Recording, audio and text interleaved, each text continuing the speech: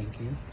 And does PRD have any message for the Filipino people now that May 12 election are fast approaching?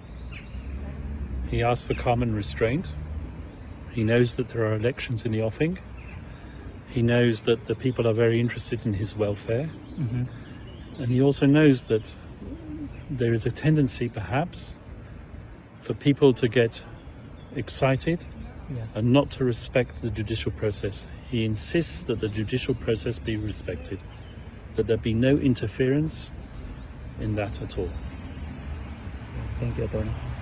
And Attorney, how do you respond to the ICC judge's rejection of your proposal?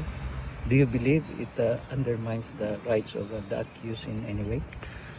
Well, this whole thing about the judges rejecting my proposal, that never happened. All that happened was that there were two activist victims representatives by the names of Joel Butian and Christina Conti, who made all sorts of assertions in the press that I had asked to restrict victims' participation in the process by limiting the ID documents that could be used. That never happened.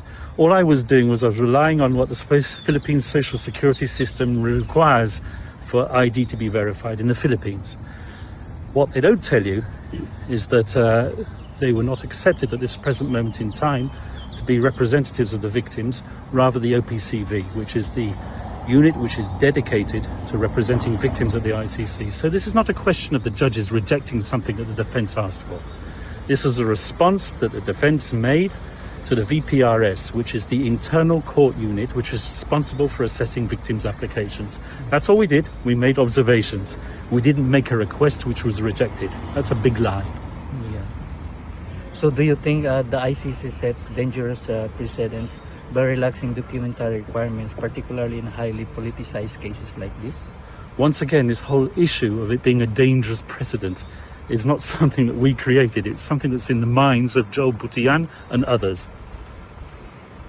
Thank you, Attorney. And lastly, Attorney, what is your message to the Filipino people closely watching the process unfold? Respect the judicial process, respect the judges, and respect former President Duterte's right to a fair trial.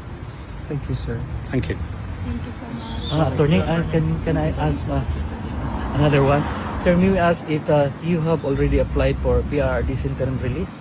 Once again, I'm not going to comment on the chronology of that request. There will be a request for interim release in due course, but as I said many times before, certain conditions have to be ripe for that interim release to take place. And it's the judges who ultimately decided. Sir, do you think that our former president will be brought back to the Philippines before the confirmation of charges on September 23rd? I certainly hope so.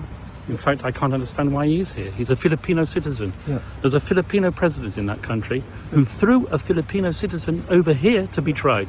Why isn't he in the Philippines? Why isn't he being tried in the Philippines? Why is there not a Filipino judge who is trying him? Yeah, exactly, sir. Because that's the sentiment of a lot, if not most of the Filipinos, that he is illegally detained here and that our judicial system is fully functioning well. So we don't understand why the ICC actually took cognizance of what's happening right now.